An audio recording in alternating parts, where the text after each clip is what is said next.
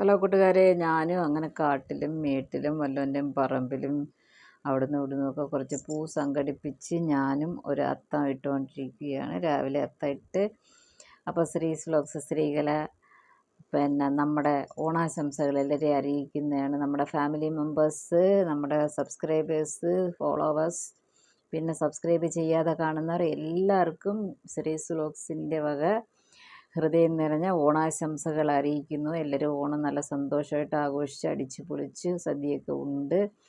പക്ഷേ പുതുവസ്ത്രങ്ങളൊക്കെ ഉടുത്ത് സദ്യയൊക്കെ ഉണ്ട്. നല്ല ഉറക്കം. ഊണ് കഴിഞ്ഞാൽ പിന്നെ ഉറക്കമാണല്ലോ. എല്ലാം കഴിഞ്ഞ് സന്തോഷമായിട്ട് ആഘോഷിക്കുക. അപ്പോൾ നമ്മുടെ